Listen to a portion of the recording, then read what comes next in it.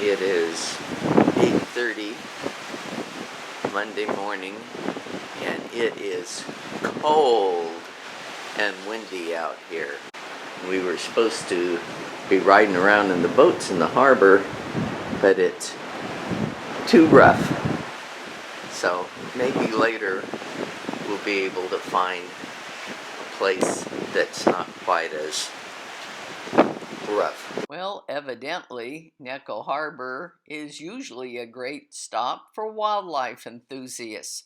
Gentoo penguins, kelp gulls, and skuas are all confirmed breeders in the area. The high glaciers surrounding Neko Harbour make it a beautiful setting. They can also cause excitement with their regular calving, during which large chunks of ice fall off the glacier into the water. Not that we saw any on this cold, windy day.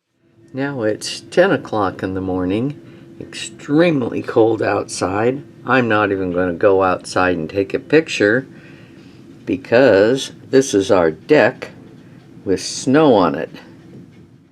12:30, still cold, frigid, windy, and our morning boat rides were canceled, and might as well because I wouldn't have been on one of them.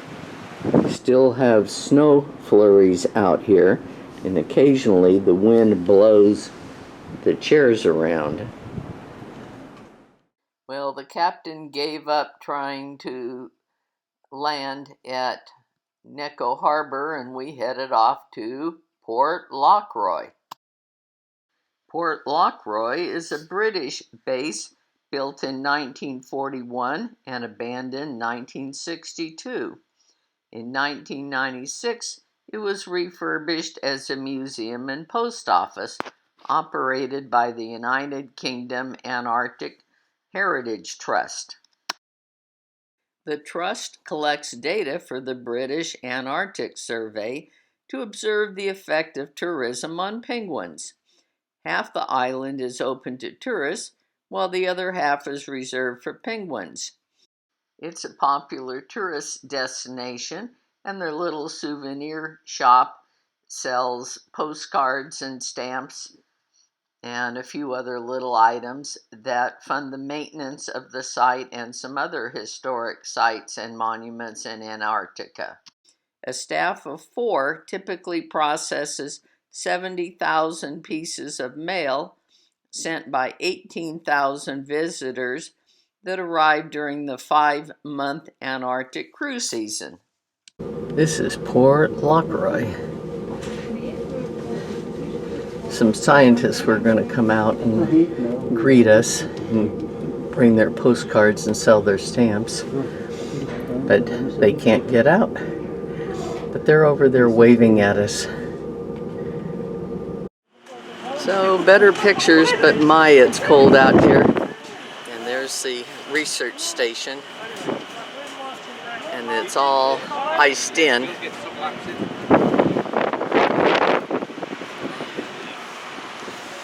People are all waving at the people over there on the shore. This being the highlight of their day, highlight of our day too. Port Lockroy.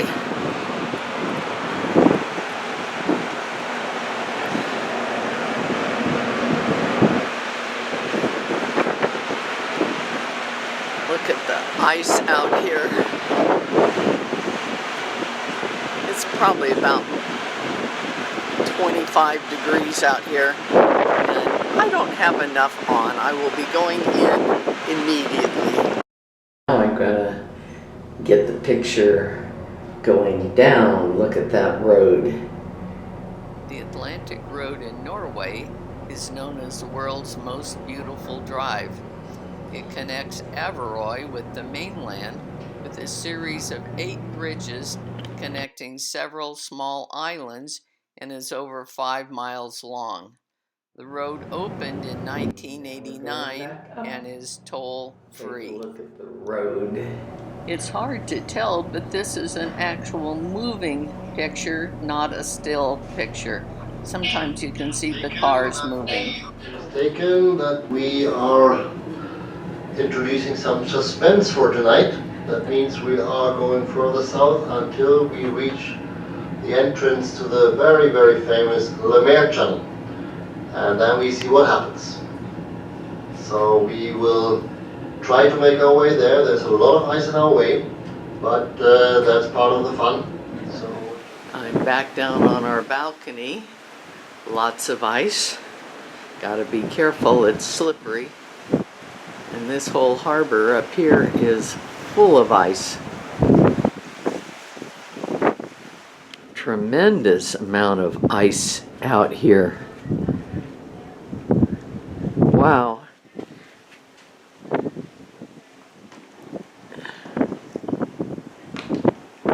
We're sailing south of Port Lockroy.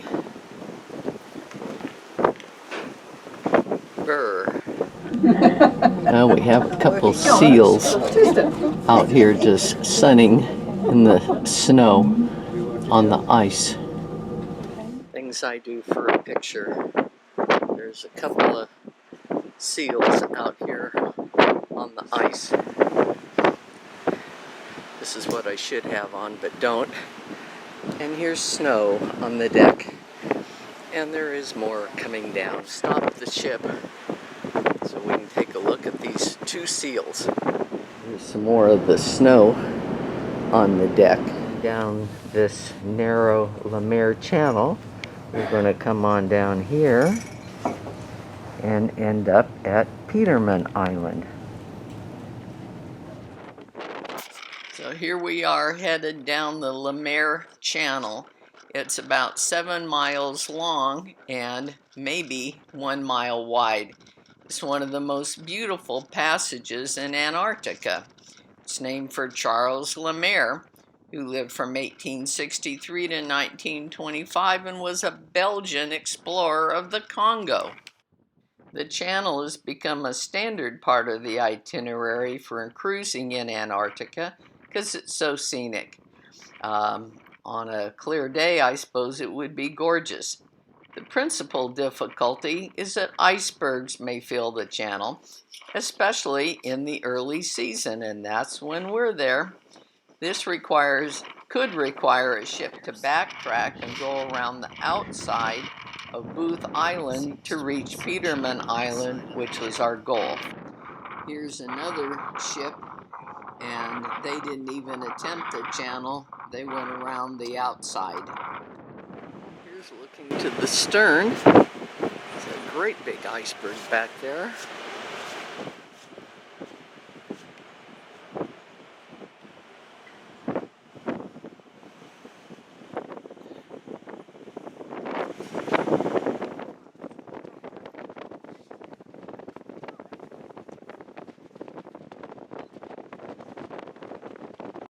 Went back and put on more clothes.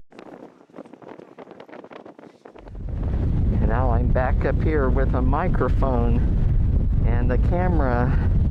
And this must be the Lemaire Channel. And it looks like we're going to give it a shot.